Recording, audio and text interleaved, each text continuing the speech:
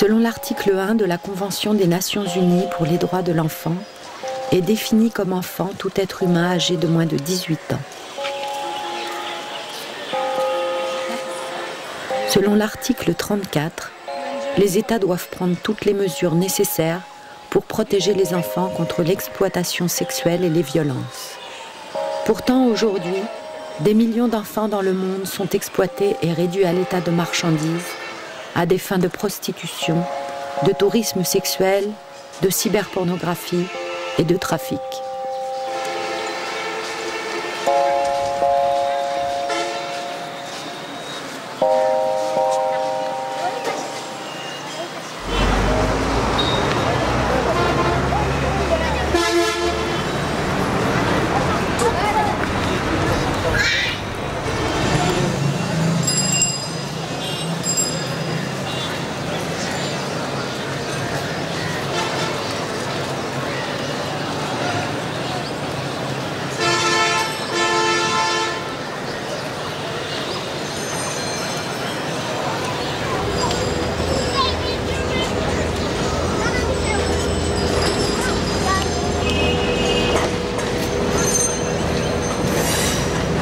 Cible privilégiée des trafiquants, les enfants alimentent l'un des plus grands commerces illicites de la planète.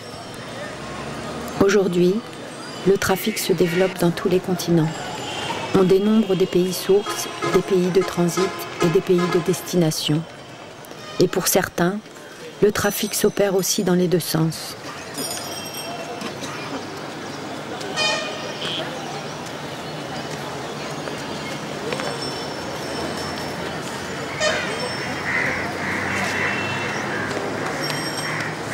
En Asie du Sud-Est, le Bangladesh est l'un des pays d'origine du trafic. Bien connu pour sa pauvreté endémique et la porosité de ses frontières avec l'Inde, il est une cible facile. Aux confins des deux pays, les villes frontalières sont les plus touchées. Située sur la rivière Padma, Rajshahi a vu naître ce commerce illégal. Les intermédiaires locaux repèrent les enfants en situation de rue et de grande précarité. Pour quelques takas, petits malfrats, conducteurs de bus et de rickshaws, vendeurs de marché et aussi membres de la famille participent au développement souterrain du trafic en fournissant les enfants. Les jeunes victimes sont destinées à alimenter en main-d'œuvre usines, chantiers et hôtels de passe à Dhaka, Bombay, Calcutta et autres grandes villes.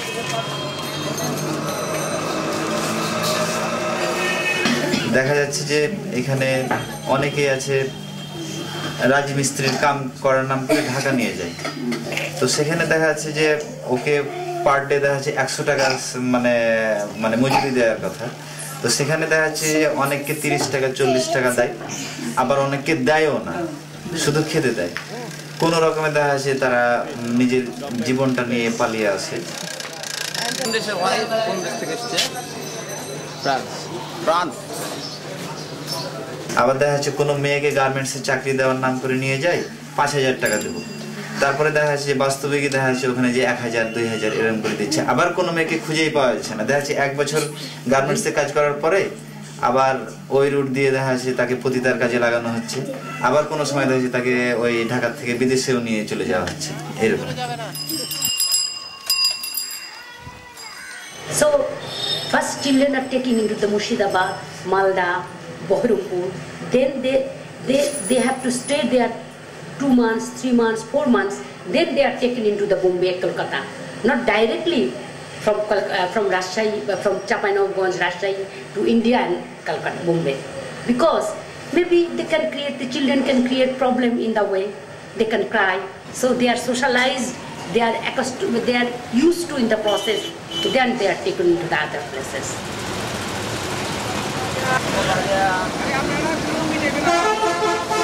Dans les cas de trafic transfrontalier, les enfants déplacés de leur pays d'origine, le Bangladesh, sont expédiés vers des pays de transit ou de destination, comme le Moyen-Orient, la Chine, la Russie, l'Europe et d'autres encore.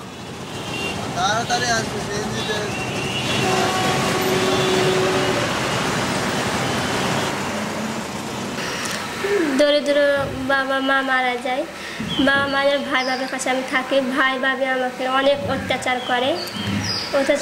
আমি কালো বলে আমাকে আমার ভাবি আমাকে খুঁতা দেয়, আমি কালো বলে তোর বিয়ে হবে না।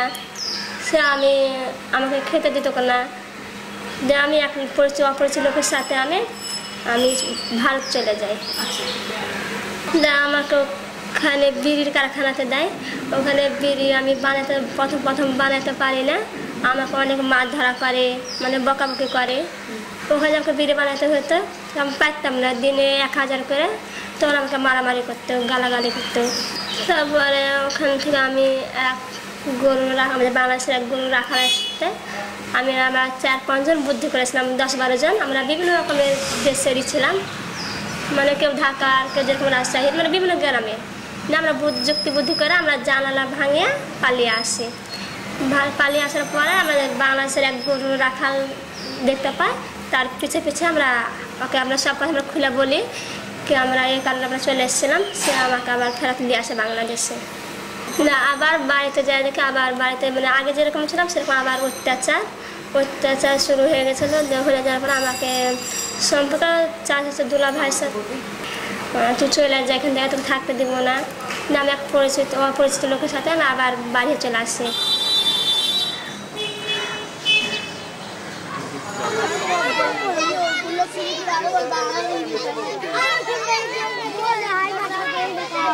Les conditions de vie très difficiles, l'incapacité des familles à payer une dot, le manque d'éducation, la naïveté, la mésentente familiale poussent certains parents à placer leur enfant entre les mains de cousins ou d'étrangers en échange de petites sommes ou de promesses d'avenir meilleur.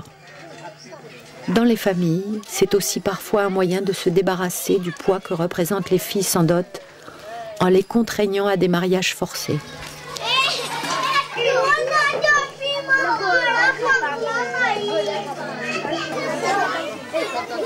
Dowry, the demand from the husband is a very much big problem. So the husband, it is believed to the family that gender-based discrimination we have in the common. They feel that girl child is a burden of the family, and the age is increasing of the girl and demand is increasing. If she is not beautiful, demand is very, very high. হ্যাঁ, ওটা বুঝছি। ইন্ডিয়ারও দালালের সাথে যোগ আছে তো। এই বর্ডারে যারা পার করে, বর্ডারে হত্যা খায়, তারাও লাই 200, একটা মেয়ে পার করবে 200 নেবে। তো ইন্ডিয়া তো লোক বসে আছে, এরকমই ধরনের দালাল বসে আছে। দালালের মধ্যে যায়, আমি দিয়ে দিন দালালকে, ধরুন দালাল ফেরলে যা করে বেঁচে, এভাবেই দালাল আছে।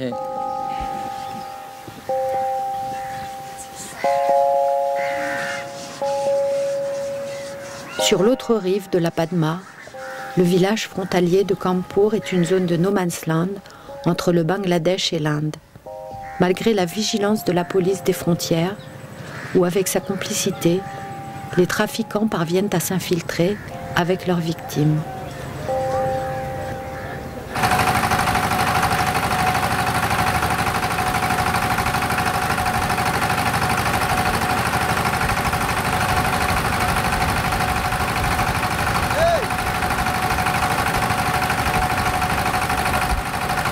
আগে তো কোনো বর্ডার ঘেরা ছিল না, দিনও যেত, সন্ধ্যার সময় যেত, কোনো তো ই ছিল না। এখনই তার বাড়া হয়েছে সব। আর আগে যে কোনো সময় 12টা মে যেত, এখন রাতে যেতে হবে। 10 বজে তো এটা ডাইরেক্ট যায় না, গেলেও জানতে পারে না, চুরি হয়ে যায় লক করে। এখন যদি যায় তো জানতে পারবে না, লক করে লেপা লাগবে, কিন্তু জানাজানি করে ক্ষমতা নেই। আর এদিকের পুলিশ ওদিকের পুলিশ কথা বলে, ধরেন বেলা 10টার দিকে নিয়ে ভরে গেল বর্ডার, ওদিকের পুলিশ এদিকের পুলিশ কথা বলে, দালাল হইতেও পারে, যে কিছু ঘুষ দিলে তো ছেড়ে দেয়। দালাল হল না গেলে ওরাও তো দালাল, টাকা খেতে পার করে। খুঁজে ফের ওই দালালরা তো বসে থাকবে না, এইখানটা বাড়তে নিয়ে ভালো আছে, অন্য বাড়তে তো ফের 2 টাকার চাপে পড়ে আছে, ফের খুঁজিতে শুরু করলে মনে মনে।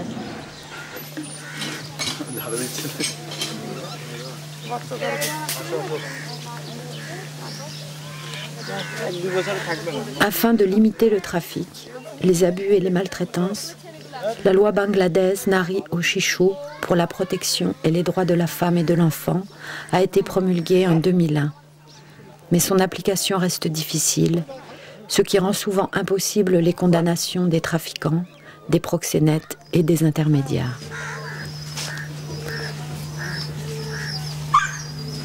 Abuse of this law or violation of this law, there is severe punishment, like hanging or life imprisonment.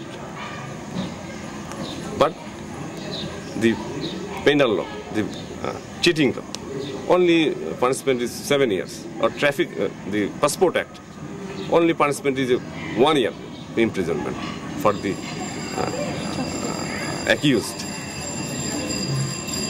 So when the police filed a case against the trafficker under the law of Passport Act or cheating,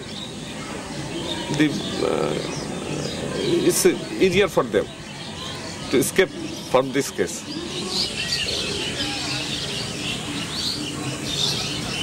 When a case is filed against the trafficker, when they are charge sheeted, after that this case or that case was brought in a court, then judge can change the wrong section. Then judge can frame the real section.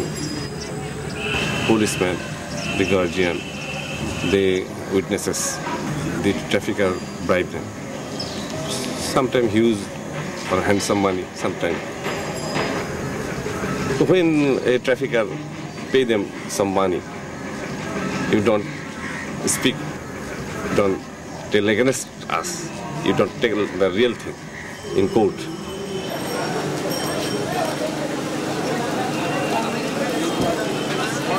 Les trafiquants peuvent agir seuls ou être organisés en réseaux internationaux qui entretiennent une collaboration étroite avec les petits réseaux et les proxénètes locaux.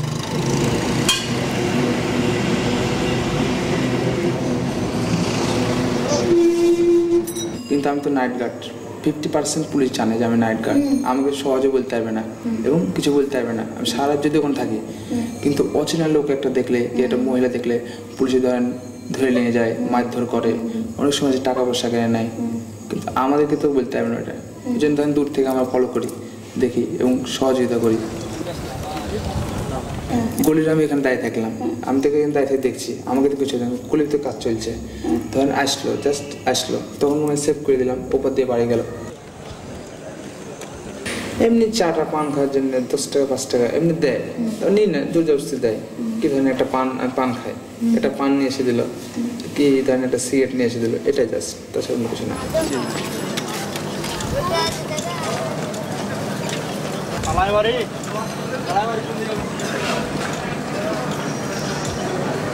হ্যাঁ, ধরুন 10 বছরে বিয়ে হয়েছে, দিয়ে বিয়ের কদিন পর মেনসেছে, এই 1-1 বছর পর মেনসেছে। যখন আমার মেয়েটার 1 বছর বয়স, তখন থেকে আমি এই পেশাতে। কত বছর আগে? আমার মেয়েটার বয়স 8 বছর। কাজে নিয়ে যান, নাম করে নিয়ে যায়, ঘরের ভিতরে ভরে দিল। আমি জানি না যে ওই বাসাতে কাজ করে। আমাকে বললো কাজ দিব, দিয়ে নিয়ে গেল, নিয়ে যায় ওই ঘরের ভিতরে ভরে দিয়ে, আগে লোক ঢুকে থাকছে আমি জানি না, ভরে দিয়ে তারপরে ঘর লাগিয়ে দিয়ে উনি বাইরে চলে গেল, আমাকে ঘরে বসে। তখন কি আপনাকে জোর করে করলো? দিয়ে তখন জোর করে মানে প্যান্ট ট্যান্ট খুলতে দিয়ে গায়ে হাত দিতে গেছে, তখন আমি মানে কাঁদতে লেগেছি। তখন হচ্ছে কি চিল্লাছি, তখন আর কেউ শুনতে পাচ্ছে। দিয়ে তখন হয়েছে কি তখন থেকে আমাকে তারা নিজ ইচ্ছাতে করেছে। তারপর থেকে আমি তো রাজি না, তারা করেছে। তারপর থেকে আপনি? তারপর থেকে আমি যখন দেখলাম যে না, আমি কোনো জায়গাতে গেলে পারে আমি এইভাবে বুঝিয়ে হবে, এইভাবে করবো, দিয়ে নির্যাতিত হবো। তো কেন কার কথাতে যাবো না, আমি একলাই গেছি। তখন থেকে বুঝতেছি না যে টাকা দিন কাপড় নামাচ্ছি তো আমার ওদিকে ঘন্টা হিসাব না। যেরকম একটা অনেক মেয়ে আছে যে আপনার যে একটা ছেলে একটা কাজ করলে হ্যাঁ মানে 100 টাকা, মানে 100, আর অনেকে আছে যে 50 ছাড়া যাবে না, আর অনেকে আছে 100 ছাড়া যাবে না, আর অনেকে আছে যে বলে যে আপনার দুবার কাজ করবে একসাথে, এরকম প্রসেস থাকে। আমি বলে 3 দাম এবার ডান দিকে যায় না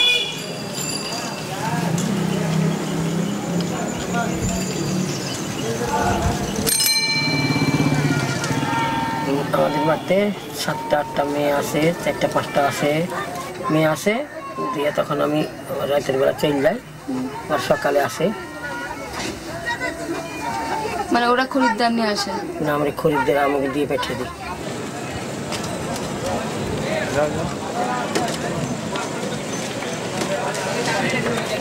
তখন খরিদ্দারে পয়সা দেয় না, এমনি সব চলে আসে সুদ্ধা, হাঁককে দেয়, মারে, পুলিশে ধরে নেয়, কত জীবনের দাম থাকে না।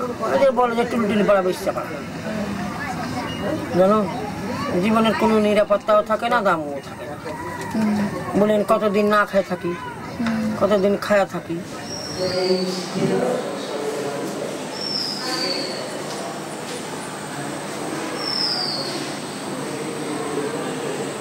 When we talk with the prostitutes, they do not take any protection for them. It depends upon the client, their customers, and they are not interested to take any type of prevention or protection from the AIDS, because condoms, because they feel we give money to you, I want to use you as we like. So this is, you can see how vulnerable the adolescent as well as women are for AIDS in this city.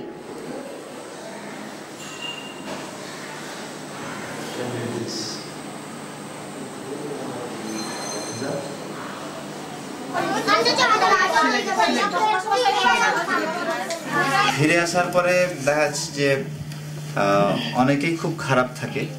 যেমন মানে একটা উদাহরণ দিই, যে এখানে যেটা গরু দিয়েছিলেন ছেলে 2টা, মানে এত অসুস্থ হয়ে পড়েছিল, ইন্ডিয়ায় পাচার হয়ে গেছিল, ফিরে এসেছিল, পালিয়ে এসেছিল, এত অসুস্থ হয়ে গেছিল, তাকে সুস্থ করতেই এক একজনকে দেখা যাচ্ছে 3000-4000 টাকার ওষুধ খেতে হয়েছিল।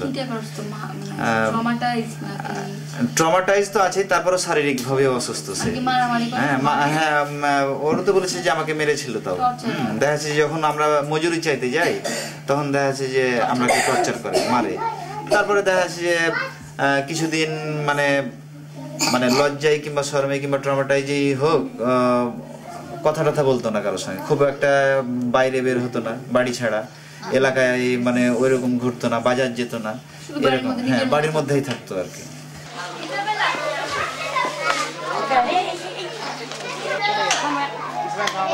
Les enfants victimes de trafic et d'exploitation sexuelle ressentent de la honte, de la culpabilité et un manque de confiance envers les adultes. Certains se créent une réalité factice. Ils affirment que se prostituer est un choix qu'ils ont fait.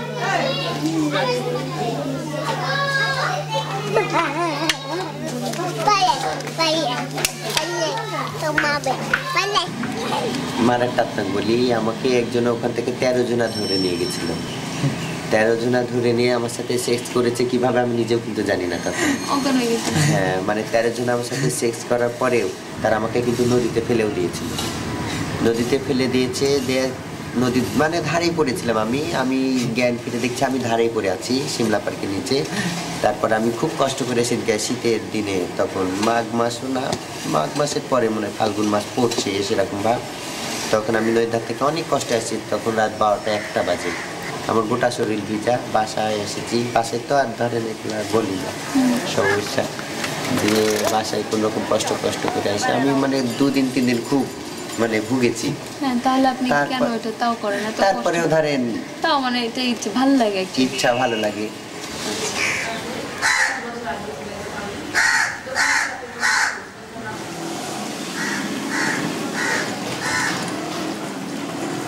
Les enfants ont besoin d'aide et de structures adaptées pour comprendre les risques de l'exploitation sexuelle et se reconstruire. Dans les centres d'accueil, l'association ACD offre aux enfants protection, éducation et soutien.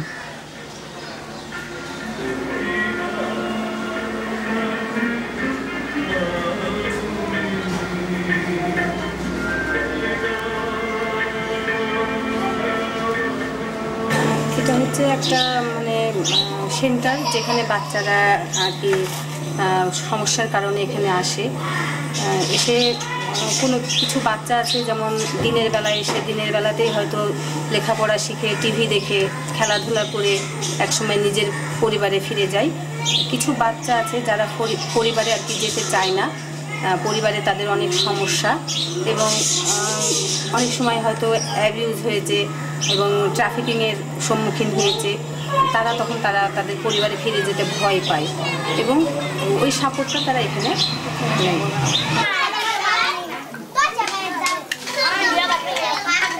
La reconstruction se fait en différentes phases. Des centres de jour permettent une première approche pour créer un lien avec l'enfant. Puis les foyers leur offrent une prise en charge complète dans un environnement rassurant et sécurisé.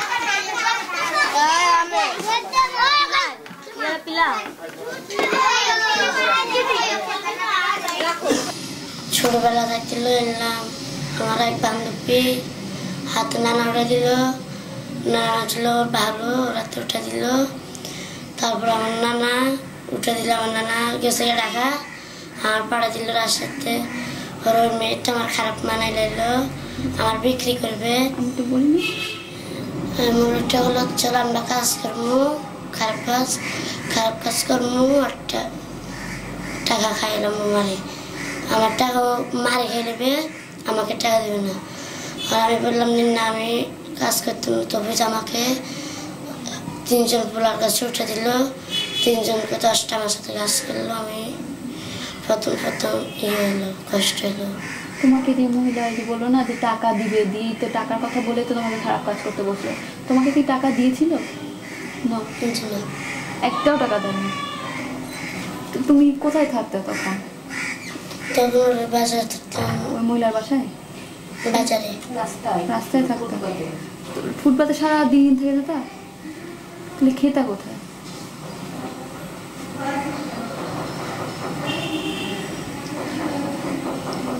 খেতাম না। এরকম করে কয়েকদিন আসতে থাকতে? 3 দিনও খাই নয়। আর বানিশের একটা পোলা, মানে সে এত ট্রমা হয়ে আছে যে ওই মাঝে মাঝে ওই কি করে কি ওষুধের কোনো কিছু ব্লেড পায় না তো হাত কাটার জন্য, ওষুধের যে খাপগুলো আছে ওই খাপগুলো ইউজ করে সে হচ্ছে কাটার জন্য। মানে তার ট্রমাটিক কন্ডিশনটা এত খারাপ। না সে লজ্জা পায় না, মানুষের সামনে যেতে লজ্জা পায় না। ইভেন ও জানলার কাছেও দাঁড়ায় থাকে হয়তো, বা জানলা দিয়ে বাইরের মানুষকে ডাকে। তারা যখন তাকে আর কি মানে বিভিন্নভাবে বুঝায় নিয়ে আসে, তখন কি বলছে? সে প্রথমে আসতে চায়নি, তো বলছে আমার তো সবাই আর কি দেখেছে, তাহলে অসুবিধা কি এরকম।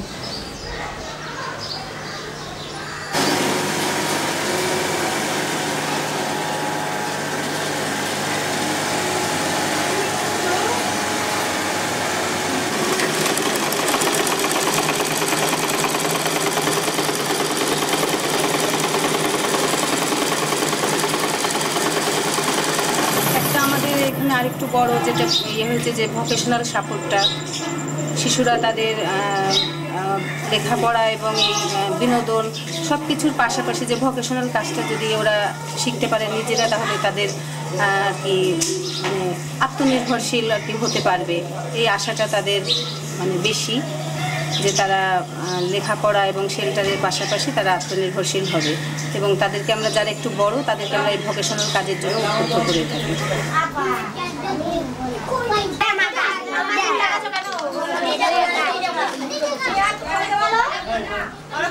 আমি এরকম একটা শেল্টার হোম বানাবো, মানে বড় হয়ে যেরকম আমার গরিব, যেরকম আমার মতো যেরকম যারা পাচার হয়ে যায়, যারা নির্যাতন হয়, তারা যেন ভবিষ্যতে যেন আর না হয়, তাদেরকে আমি আশ্রয় দিব।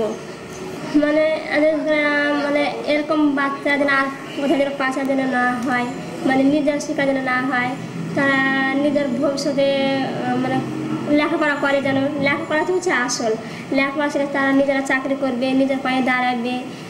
তারা মানে যারা মূর্খ তারাই তো বেশিরভাগ পাচার হয়, মানে যারা শিক্ষক তারা তার পাচার হবে না। Même si le travail d'associations comme ACD ou ECPAT est nécessaire, le trafic à des fins d'exploitation sexuelle ne pourra disparaître sans une sérieuse volonté des États à s'impliquer dans la lutte.